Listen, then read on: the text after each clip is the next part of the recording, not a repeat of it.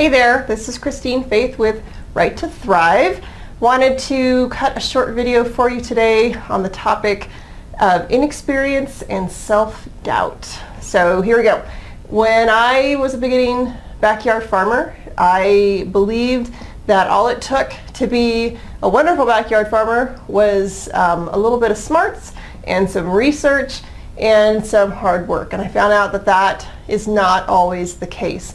So I went in completely inexperienced and thought, well, I can do this, whatever. And didn't work out so well on all fronts. Definitely had some problems, definitely ran into some issues, and got my ego beat up a bit, which then led to the self-doubt piece. So as a backyard farmer, we are asked to do things that we know people have been doing for thousands of years. Grow food in your backyard up close to your dwelling. Okay, whatever, no brainer. People have been doing that for a long, long time. So we assume that with picking up a few books from the library and doing a quick study and applying, our God-given brains and sticking with it and doing the hard work, that it's just all going to come together naturally, easily. And when it doesn't, it's really difficult for us. So I just wanted to share with you some of the ways that I backed myself out of the inexperience and self-doubt death spiral. So here's about how it goes. So you try something that you put on your landscape and it doesn't work out and you feel like a total failure. Okay, that was me about 6 times over, depending on which subject you want to talk about. We can start with vegetable gardens because that has been the hardest for me to learn in Colorado, is how to vegetable garden. The livestock care, pretty straightforward.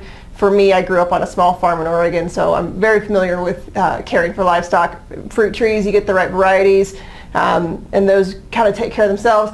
Vegetable gardening was just a nightmare for me when I first started, really, really tough.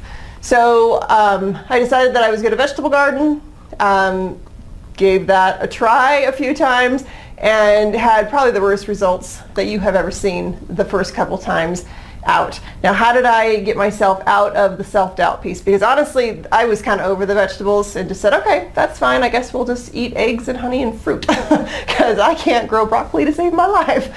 So what did I do? I started recording where I was having problems.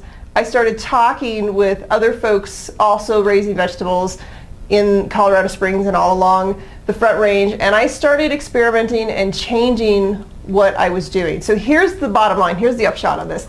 The amount of information that was available to me to learn how to grow vegetables in Colorado Springs at the time that I started to grow vegetables, that amount of information was inadequate. In fact, it was completely inadequate. Most of the gardening information that I was able to get my hands on is general gardening information, and it's often, the at sea level in the Mediterranean climate type gardening information, which just does not work here.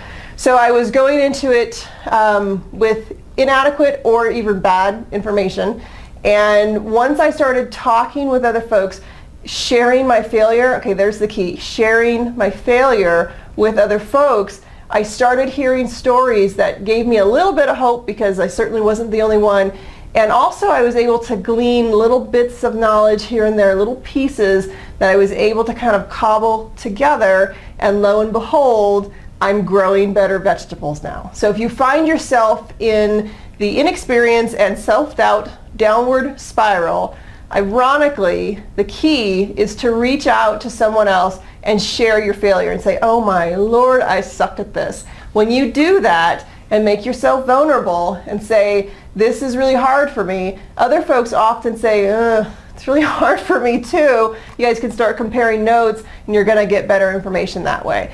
Now, after talking to so many gardeners in Colorado Springs, I am under the firm belief that if you live in flea beetle territory, you don't grow broccoli in April, which is what I was trying to do. You grow broccoli in August, September, and October. So live and learn. My confidence is a little bit higher With the vegetable piece, that's always been my, my struggle, but feeling pretty good about it now. And my experience level, of course, is way, way up as a result. I've got just not my experience, but also the experiences of everyone that I've talked to and shared with over the years, and it has made me a better backyard farmer. So there you have it. If you're struggling with something and you feel like you don't have the chops to pull it off, and you're really beginning to question if you should be pursuing this one particular piece, open up. Start talking to people, start asking questions, start relying on your community a little bit, and you will be amazed at the transformation that can take place.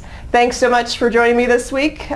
We will see you next week, everybody. This is Chris Faith with Right to Thrive. Bye.